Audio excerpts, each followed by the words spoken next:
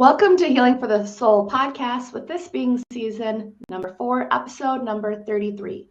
I am your host, Robin Stoltman, and today I have my guest, Stel Coombe-Heath, who is a transformational health and life coach, EFT practitioner, and a cognitive behavioral therapist.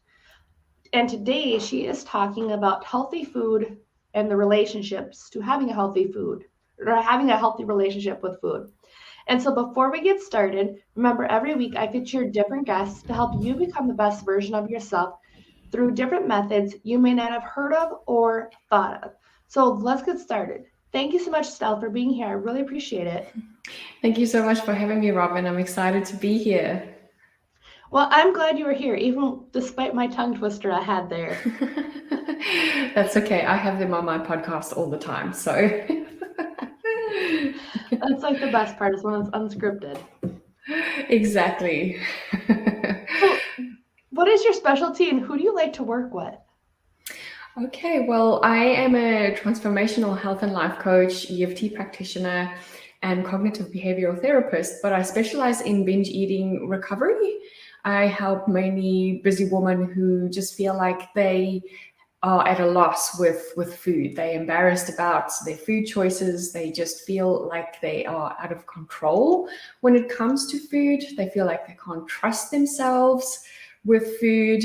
And sometimes they also have a bit of a secret relationship with food. So there's a bit of embarrassed about their food choices. So they hide what they eat, or they lie about how much they eat. So yeah, those are the women that I help just into having a better relationship with food and their bodies.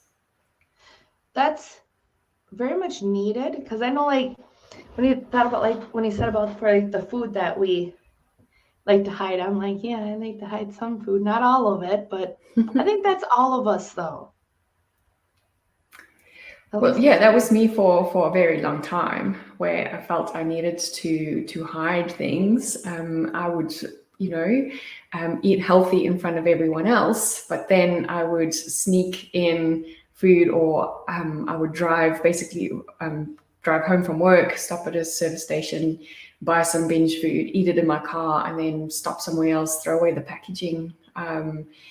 So it can, like if you have a small little secret stash, I guess that's not the end of the world. But if it becomes just a part of you that consumes you, then, that can become an issue for some people. Yeah. I can imagine that would. And of course, I was just like talking about like how I gotta have my own like little thing away from the kids, because it's like otherwise they get into everything, and it's like, just stay away from my little bit that I want for me.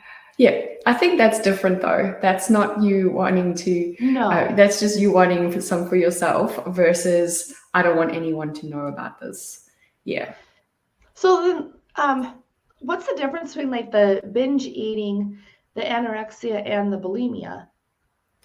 Yeah, absolutely brilliant question. So let's start off with just the smaller end of the scale of disordered eating is emotional eating. Now, emotional eating has had a bad rap over the last few years. The typical definition of emotional eating, or the textbook definition, is when you eat when you are not hungry. Well, then all of us are emotional eaters, because we are brought up in a culture where we celebrate with food.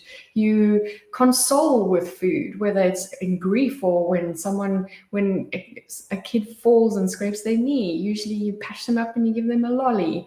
I remember getting, with my immunizations, I would get a lolly afterwards. So celebrating good report cards, we'd go out for waffles or dinner or whatever the case. So from that perspective, I don't agree with the definition of emotional eating. Where I think we start bringing in a bit of an issue with emotional eating is if there's a shame and guilt attached to it. And when we start adding additional behaviors to try and make up for that, that can be risky. So emotional eating, if you do it occasionally, for example, Christmas is a good example. We're all together, we celebrate, there's emotional eating. You might even at Christmas time, binge. Because a binge is defined as overeating a large amount of food compared to what you normally would eat. So again, not everyone celebrates Christmas, but think of a massive celebration, family occasion. You tend to overeat there as well because there's just so much amazing food.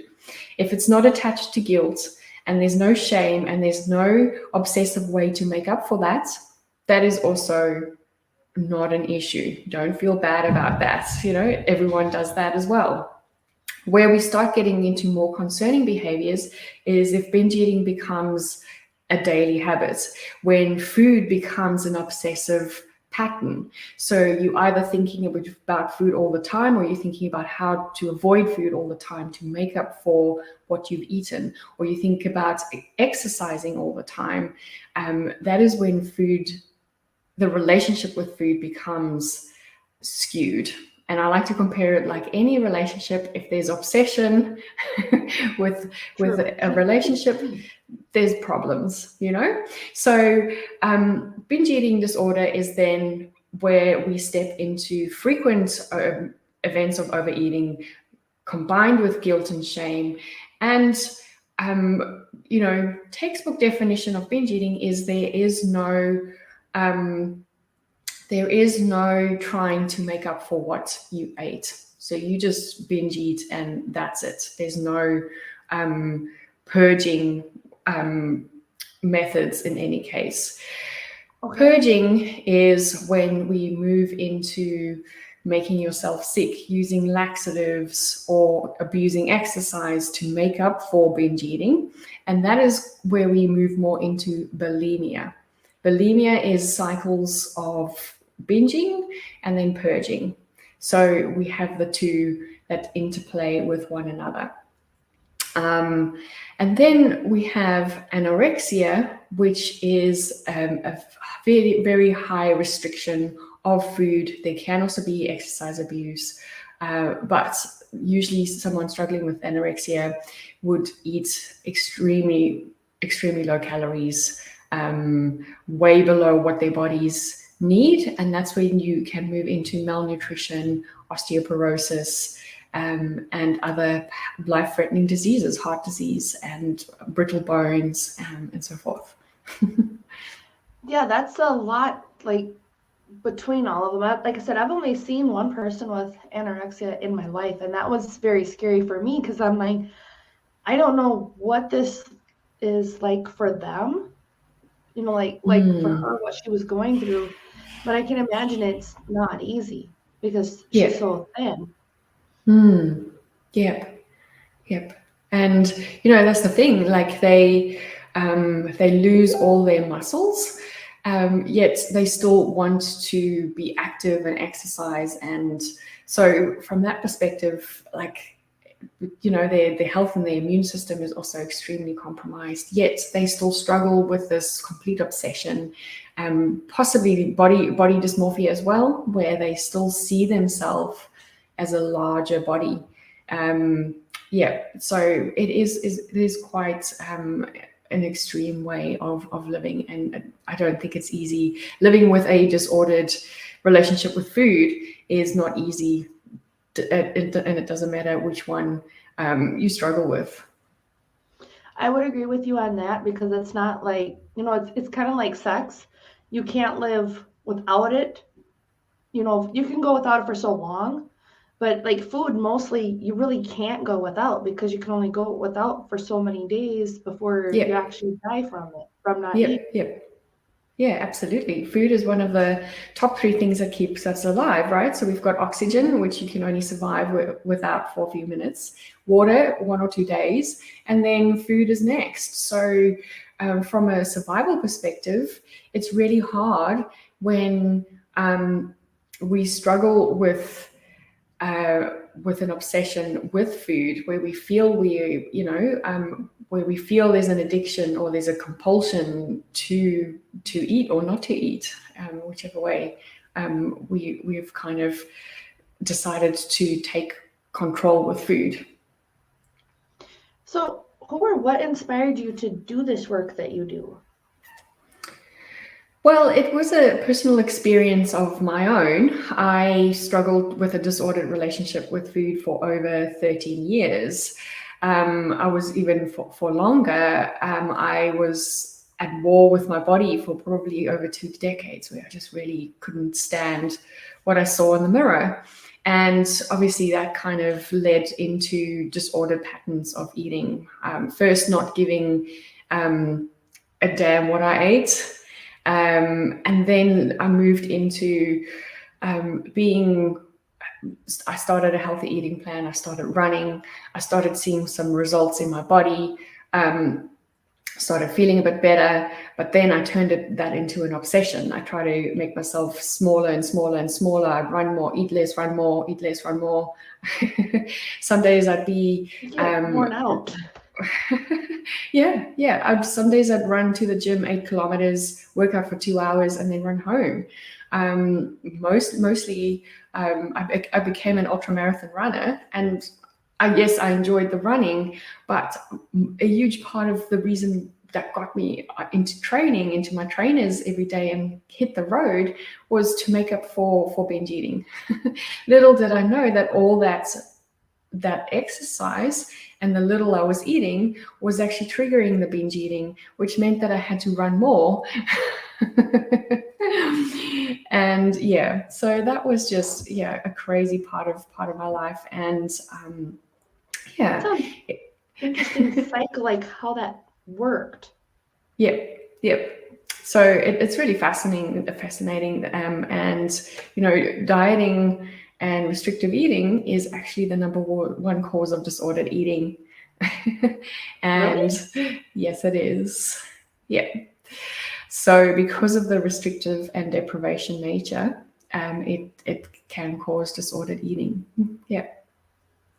I did not know that, because I know like the heavy side of it, like the obesity side of it, where people take it to the extreme. And I think it was yesterday that my mom had it on the TV about, I think they're like 1,000-pound sisters or something like that.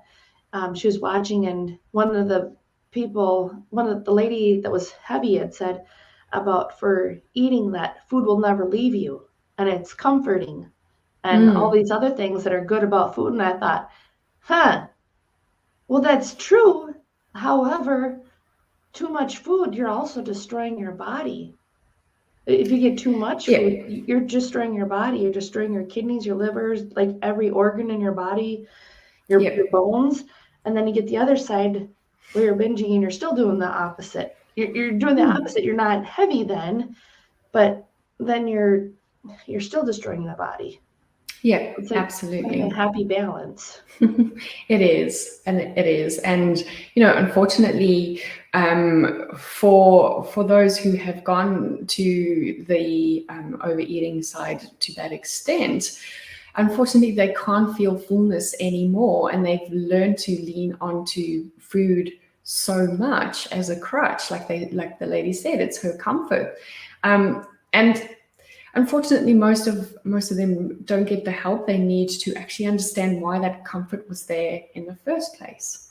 So They don't. And this is what happens is we somehow develop a relationship with food in the way where food comforts us, or keeps us company, or whatever, that consoles us. And it's very easy to build a habit around that. Building habits around food is really easy because of the happy hormones we get from it, the serotonin that we release. So it is really, really easy to get into a pattern and create an unconscious habit with eating and food. So she's absolutely right that for her, food is always there for her, and food is her comfort. The way I look at it is, that's amazing, but often what most of the diet culture says nowadays is, well, just put them on a diet and make sure that they're disciplined with their eating. And unfortunately, that's just putting a plaster on a wound, right? So a plaster, if you think about it, will just stop the bleeding, but eventually you have to take the plaster off so that the wound can actually heal and scab and everything else. So if you don't get to the root problem of why she looked at that comfort in the first place in that particular food, and you just take it away, unfortunately, she is going to be triggered and with urges to have more of it and feel like there's it's going to make her want it actually more, if that makes sense, because we haven't sorted out the root cause. It's kind of, that reminds me of smokers when you just said that. That's why I don't help smokers with my hypnotherapy for that reason alone, because it's like I get people that are like, oh, you could make me quit and this and that, and it's like, well, no, you have to want it. Yeah. But when you take away the cigarettes, you've got to make sure that you replace it with something healthy and positive that they do want. Yeah, And that goes like with food, it goes with anything, because it's literally our body's defense mechanism coming into play saying, hey, you took this away and I need something else. You didn't give me anything. And the brain doesn't like that. You're so right. And mostly smoking, and I know because I was a smoker, smoking is an emotional crutch, but it's also a habit, So, for example, when you have a cigarette after a meal, your habit of your meal is only completed after the cigarette. Now, if you take away the cigarette, all of a sudden your brain's going, well, what's going on? My meal is not complete because I haven't had that cigarette. So that's why quitting smoking is so hard, because there's that habit that's not completed. So you're right, you need to replace that with a healthy way to complete your meal. But for me, smoking was my emotional crutch. And when I quit smoking, wow, did I have emotional breakdowns. And my husband actually said to me, I am so close to just buying you another carton of cigarettes, because you are just like, I'm not a really emotional person, but he was like, geez, I just feel like you just need to smoke again because of the way you are. So yes, I mean, I did replace smoking with healthy eating, and we went to the gym, but I never replaced the emotional benefit I was getting out of those cigarettes. So it took me a really long time to heal from smoking. And this is where a lot of recovering alcoholics and people coming off drugs lean to food, because, again, that emotional reason for why they tended to other substances was never addressed. Now food isn't easy, it's accessible, no one will judge them for it. It also tastes amazing. We get chemical reactions the same as what we would with other substances. So why wouldn't we use food? Yeah. That makes a lot of sense. Then that's why I tell people that a lot, like when it comes to the different things with food, is that's what all diets are really missing. Like Atkins, Weight Watchers, you name it, they're all missing the emotional aspect of why you're choosing the foods, why certain foods. Like mine was brown gravy and mashed potatoes from KFC. I know why. It's because it reminded me of my grandma and grandpa on the one side of the family, and every time it was good, it was like happy occasion, we had mashed potatoes and brown gravy at KFC. Like that's what our thing was. So for me, I'm like, that's my food of I have to be careful because I know that that's my trigger. So it's like when I do go to KFC, I'm like, I have to be careful. I choose a different gravy instead of the brown gravy, that I don't eat it as much. So it's like I'm aware of that now. Yeah. I think that's like the first part of it, is being aware of the problem. Yeah, absolutely. And that is when I deal with most of my clients binge eat, and so for them, the first thing I help them recognize is that they are running on pretty much an unconscious pattern, which is what we call a habit, right? And that pattern is caused by an urge to overeat. And that urge usually arises because of three things: hunger, emotions, and then lastly, that habit. Like I was talking about, that habit loop that hasn't been closed. So if you've been using food to overeat because you were hungry or because of emotional reasons, unfortunately, you're going to build a habit out of it, and very, very quickly that habit will just take over, and that's when it feels unconscious. A lot of my clients feel like they black out when it comes to eating, or they feel possessed. Some of them say they feel like they have a little devil on their shoulder telling them to eat more. I personally experienced it as almost like a zombie, where you're not part of your body anymore and you're just eating without remorse, and it doesn't matter what happens. So yeah, I've actually dubbed that part of the behavior the food zombie brain. Yeah, that would make sense. I never even thought about that. And like for like where you could do that so much that the brain just like it wants to forget it so much that it just like blacks out like that, like the memory of it. Yeah. Yep. And this happens a lot when you're at the grocery store and you're actually deciding whether you want to buy the chocolate or not buy the chocolate, or the donut, or whatever it is. Often what happens is your behavior quickens and you like speed up, and you're like, well, I'm just going to ignore what my rational mind is saying, and I'm just going to go and buy the thing and then open it and eat it quickly. That's why sometimes we eat really fast when it comes to food, because the brain knows if we wait for that rational part to kick in, it might interrupt that habit loop of the eating.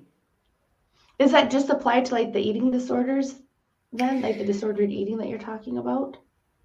Well, like yes, it is. Well, our brains like to have, they're made of habits. So yes. We are made of, we're habitual people, and our habit loop usually needs to be closed. So usually what it will do is try and distract us, or it's going to feel really, really frustrating in the body and the thoughts and, feelings in actual emotions, until you've closed that habit loop, until you've bought the donut and you're eating it, for example, especially if you're resisting it and you don't know how to manage that urge. Okay, that would make sense then, because I was just like trying to understand like exactly what it was that you were saying, but it makes sense, like having to close that habit loop in order for the brain to move on forward to the next thing that it wants to be able to do. Yes. It's just like eating is like different almost. It's not like 100% different, but I mean, like there's different parts of it. Like I understand like the obesity side of it, and I understand that side. I don't understand this other side, which is why I'm like, no, this is very good to talk about, because a lot of people, they don't know if they have an eating disorder. They don't know if, okay, there's something that I need to be aware about. But when did you become aware of, okay, now I have a problem? Yeah, very good question. So in 2015, I was diagnosed with a blood clot on my brain. I was sitting in the hospital bed dealing with the news that, this is really dangerous. I have to be on blood thinners, all those kind of things. And I remember being served my hospital food, and I was like, oh my gosh, I have to now eat this. And I was stressing about eating this food because I didn't understand how many calories were in there.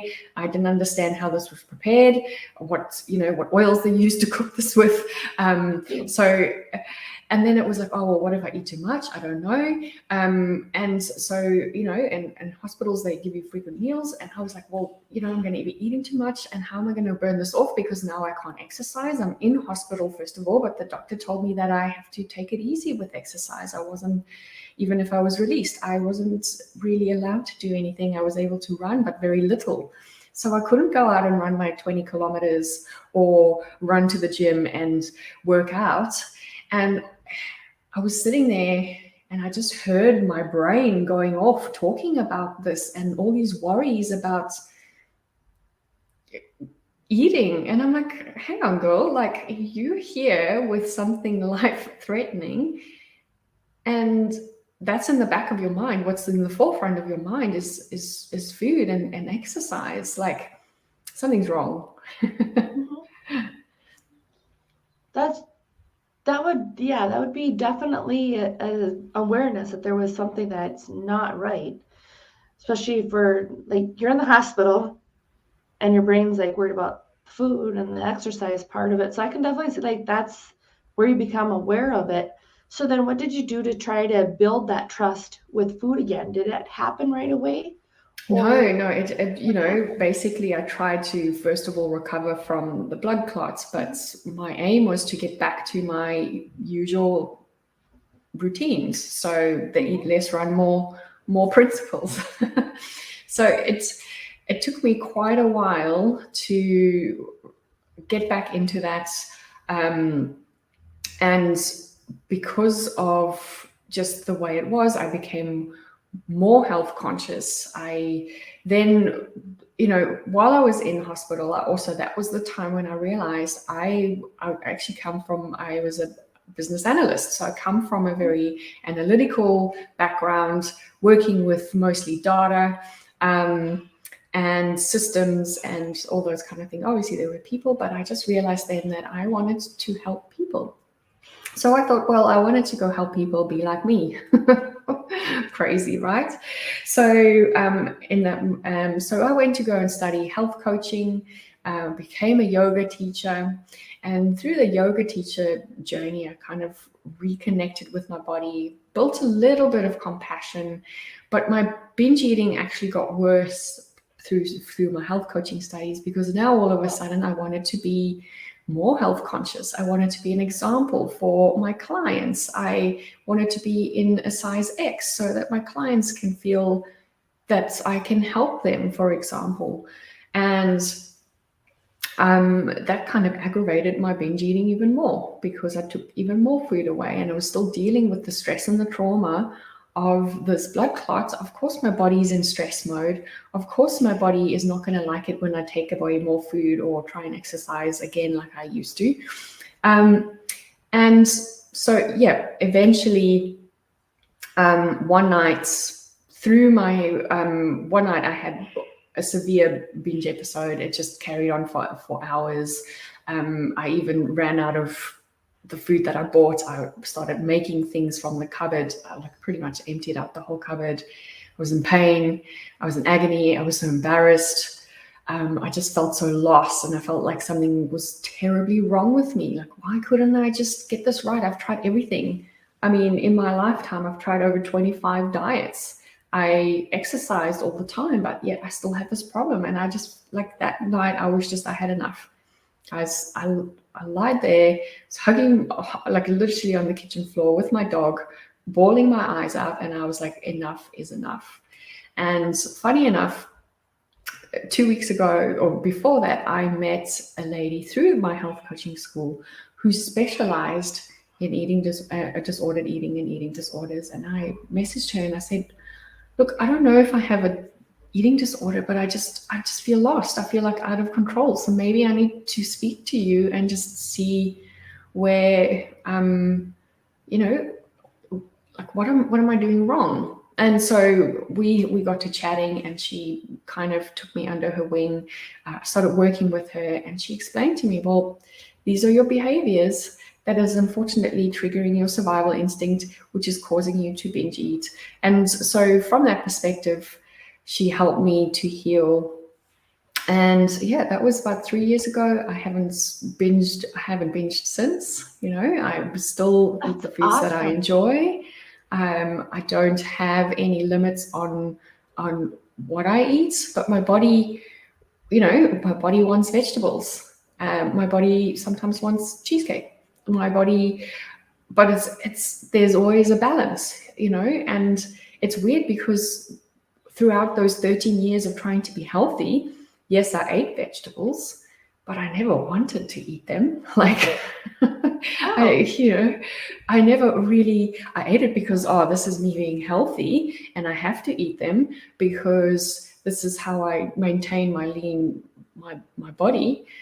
Whereas now, since I've let go of those food rules and that restrictive eating, my body's come back into balance. And yeah, I crave vegetables often. It's the weirdest thing. Yeah, that's interesting. Because me, I'm like thinking, well, I like vegetables. I like the different kinds of them. I don't like radishes and Brussels sprouts and that kind of stuff in a stir. So I don't like those three. I've tried them every which way. I don't like them. But like the other vegetables, like the carrots and the peas and green beans, and those I love. Yeah. Yeah. So I can't imagine just eating them just to eat them. Yeah. It's Look, I mean, it wasn't different. like they were. It wasn't like they were awful. Like I understand the Brussels sprout thing because for me, many years I didn't enjoy Brussels sprouts at all. So it's not like I didn't, I'd eat them, but I felt very neutral about them. They didn't excite me. And if I didn't have to have them on my plate, then that was absolutely fine. Whereas now, when I even go to a restaurant, I look for something green. If it's not on the plate, I order it extra, because that's what my body wants. Like, so yeah, it's just strange. Yeah, that is, because that's what I'm like thinking. I'm like, I remember before I had kids, I'm like, I would take and eat a can of peas just because I wanted to eat a can of peas. And that's how Wow. I Yeah. would eat. Because I liked it. So I'm like, I'll just do that. Yeah, well, I think maybe it's because I associated vegetables with more punishments. There was no reward in it. I'm instantly thinking of my daycare provider that I had growing up as a child. We were forced to, I liked her a little bit, but not when we were forced to eat tomatoes. I still can't. I can eat ketchup. I know it's the same thing, but it's not because they do add sugar. They do add vinegar to it. Yeah, they add some things that taste good. Yeah. Yeah, I can't eat tomatoes. But I'm like, that was Oh. one of the things we had to eat raw, and then we had to eat cauliflower raw. So yeah, I can agree with that part of it. Yeah, there's some of the foods I'm like, I'm still like, nope. As an adult, it's still not going in. Oh yeah, I do that's try to crazy. get my kids to eat it, but I'm like, you know what? If you don't want it, you don't have to eat it. Oh yeah, absolutely. So, is there a way that people can start their relationship with food in a healthy way?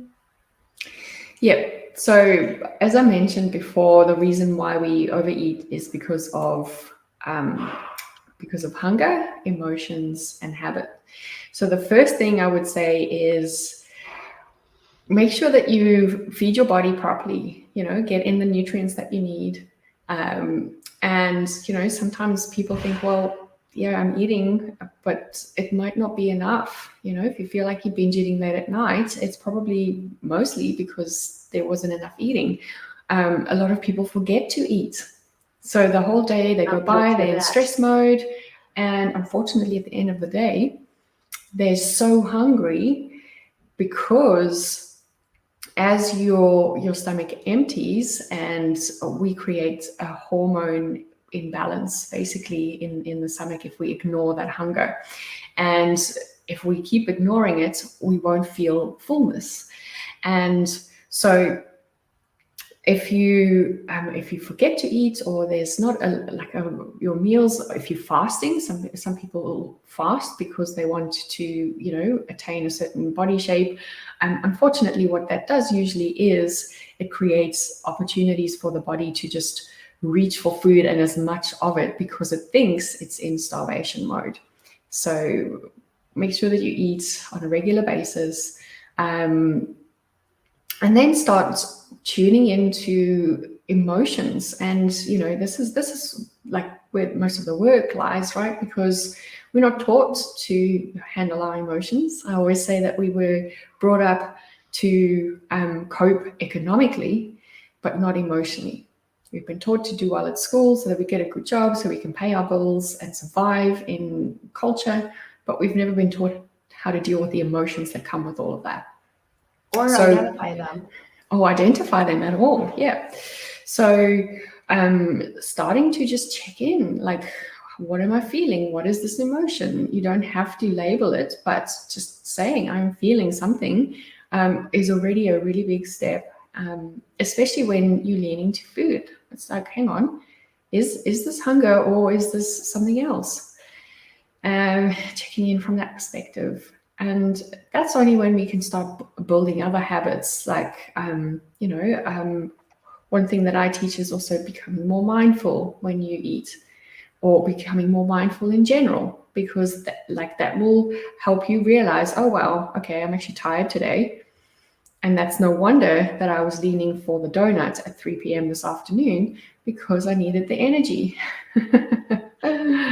I was thinking you must have been paying attention to my afternoon today. I didn't have a donut, but I had something else. Yeah. Well, that's very interesting. Like how that all works with food and everything in general. Because, like I said, I don't understand that part of it because I've never had a disordered eating where it's the extreme other way. Of course, I'm not that heavy to begin with anyway either. But I mean, like I have. It's difficult for me from that side of trying to understand, which is why I'm glad that you have worked through your issues, that you've taken the time to figure out, okay, this is what is going on. Because it's like I said, I don't understand that part of it, but it's helping me understand, okay, well, when people do say, hey, I have this problem, it's more awareness that I have now of it myself. If that makes any sense. No, it absolutely does. And I think that's the thing. And that's why I love to come and chat on podcasts or, write blogs about this, because people are not aware. And there's always this assumption you cannot tell whether someone is struggling with an eating disorder by just looking at their bodies. That is a very wrong assumption to make. So whether that is when someone's overweight, there's many reasons for weight gain, which has got nothing to do with eating, No, it doesn't. And I know I've got my own.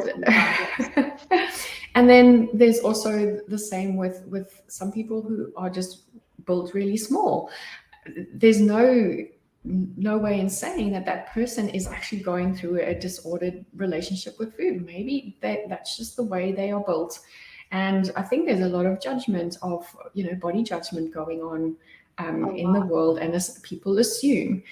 And that's what I used to do, that pretty much, like I would look at someone who was I'm ashamed to say this, but I would say like in a larger body, and I'd say that person is lazy. They just need to do what I do, eat less, run more, and they will be fine. Yeah. Meanwhile, I was still struggling with binge eating, and maybe that person wasn't. Maybe they had other genetic or hormonal reasons, or some illness that's made their body the way it is. And the same the other way around. If I saw someone that was skinnier than me, I'd be like, well, that person must be not eating enough, or they're running too much. Like it's funny, like how we do that. And yeah, it is. And I will say something about that too, because I know I noticed, like, when I was lighter, like the lightest I've been in my adult life was 198 pounds, and that was before my marriage, like right before it. So because I'm like, I want to get small for my wedding dress to be like the smallest bride in my family, which I achieved that, but then weight went back on. Yeah, whole other story there. But I realized that when I was lighter, like I said, this before I had kids, people, no problem, would open up the doors for me into places. They would do different things, for me. And it's like, is it just because I've lost the weight? But then being heavy, and when I'm not with my kids, nobody opens the door for me. They don't do those things. There is a discrimination between people that are heavy and people that aren't. But then you get some people who are still heavy, and they still discriminate against other people who are heavier than them. And I'm like, I've yet to understand that concept, because I'm like, you're heavy. It makes like no concept. Like, I don't understand that part. Which is fine. I don't need to. But no, I agree with you on that one, because like whenever I see somebody that's skinny, I'm like, what are they doing? What can I do differently that I haven't tried already? But then it's like, even in my own work and my own healing journey, when I do start to lose like a couple pounds, then I'm like, nope, I need to have it back, because I don't feel safe. So mine is like, I don't feel safe when I'm in smaller weight, but that's because my history of sexual abuse. So that's Yeah. why I'm like, I have the weight on and I'm protected. Nobody can touch me. Yeah, and often that is But our brain does the it. case. Like protection is a massive part of why the body maintains weight, and the coronavirus is a really, really good example of the COVID kilos. I mean, like, everyone gained weight during COVID and they think, well, it's because I was stuck at home in the pantry. No, it's because of stress. Cortisol, is going to unfortunately slow down metabolism and hold on to onto reserves. So yeah, and I don't think a lot of people understand that part, so that's just from We're not taught that. from an emotional stress from a pandemic, but from a trauma, absolutely, there's, the body is going to hold on to that for a very long time. And it does take time with my trauma clients to create this space of safety for them to feel okay with their eating patterns. I don't really I don't focus on weight loss when it comes to my work. I focus on accepting where we are, accepting our bodies, and just being okay with where we are in this moment, focus on getting healthy, and then we'll see what the body does after that. And that makes more safer and more sensible approach to it too. Because like I'm just thinking about it myself. I'm like, I gotta focus on the safety because it's like literally I have to feel safe in my body Yeah. before anything else will happen. Like Yeah. I've asked myself that, and like after my miscarriage, this was actually my awareness came in October of 2021 when I miscarried, the second miscarriage I've had. And when I had that happen, I realized at that time that I gave up on my gluten-free eating that I was doing so good at, because that's what I need to have for me. And then I noticed like other changes that I made, and I'm like, okay, so food is definitely like my control center of I don't feel safe. I'm going to eat whatever I feel like, and I'm not going to care. But then with that being said, I do forget to eat too. But in a way, that's one of those, okay, I'm just forgetting that I need to eat because I've pushed the problem away. Yeah. Our brains are absolutely amazing. They work the way you want them to sometimes. Yes. But then other times it's like, why are we doing this to ourselves? So like when I became aware of that for me, it's like, okay, that's why when it comes to like diets and stuff that I have done, it's just until I feel safe, my body's like, no, we're just not gonna. And it's like kind of like I give myself 300 pounds. I'm like, I go more than 300, I don't want to be alive. There's no point in being alive if I hit 300 pounds. Amazingly, the subconscious mind knows, like scale wise. And I've never gone to 300. I've come close while being pregnant, like ready to have the baby type. That's like where I came close, like 5 pounds. And I'm like, no. My mind still kept it under. And so I'm like, our mind definitely like knows that limit. And for me, that's what my limit was. So I'm like, I'm still underneath that limit. So now I'm like, okay, just change it to 250. Because I'm like, I know that one limit. I know my body can do it. So it's like, let's do it on the lower amount. But yeah, it's amazing how the body just works. Yeah. It does. But I'm glad that you focus more on not so much like the weight part of it, but the overall, how do you want to feel instead with the food? Building a better relationship. Yeah. Yep. I actually take away, ask them not to weigh themselves, and which is for most of my clients, that's the complete opposite of what they've always had, because they've always been to some weight loss, whether it's Weight Watchers or Slimming World or whatever the case is, where they'd be on that scale once a week and they'd have to explain their behavior or get a sticker or whatever the case for doing well. That just perpetuates the issue, and getting on the scale can be triggering either way, and that's why I don't focus on that at all. We let our bodies do what they need to do. And it's a beautiful journey for someone to be on, and just let go of some of that control, because the scale can be a massive form of control for some. I agree. I don't like the scale myself. That's why I'm like, I try to avoid it. I'm kind of glad that there's only like half mirrors in the house, because I'm like, I can only see like from my waist on up. But at the same time, I'm like, well, it doesn't work when I want to see like my whole body. Yeah. And it's one of those, I don't like the scale because of childhood memories from that. Yes. But it's like, even at that, it's like being able to enjoy the skin that we're in. Yeah. Being able to be like, okay, this is my body and I'm proud of it. Yep. And enjoy That's life as you are right now. Because if we go, well, I'm only going to be happy or do all those things once I have this size body or I weigh X amount, unfortunately, we're lending ourselves to a future that hasn't happened. And our happiness is based on fiction then, really. And we lose out on what's really happening in this moment here. So, yeah. Well, I've appreciated this so much, and I'm sure our audience that are either viewing or tuning in to the podcast, either way, I'm 100% sure that they're getting a lot of information out of this, that they're going to want to contact you. So how do they get in contact with you?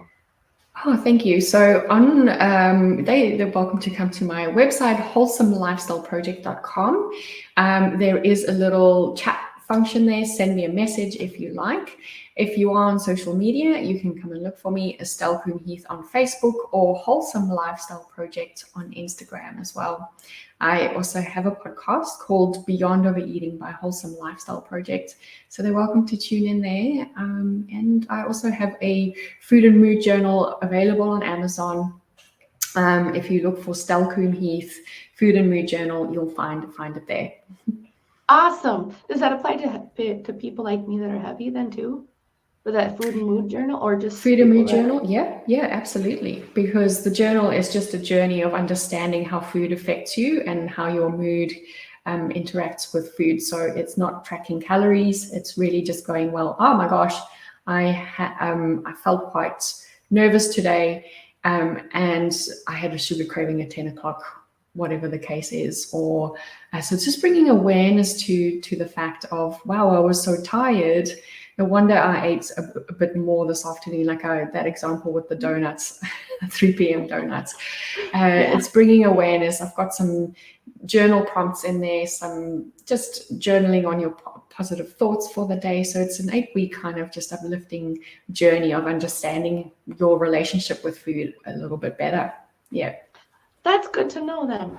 If I have anybody that comes in for weight loss, I'll have to make sure that they have that then. Because that would definitely help, like even myself. But when I'm ready, I'm not going to push myself. I'm just not. Like, when I'm ready, it will come.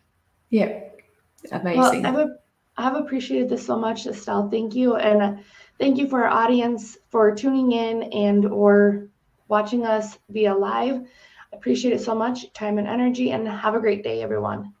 Thank you so much for having me.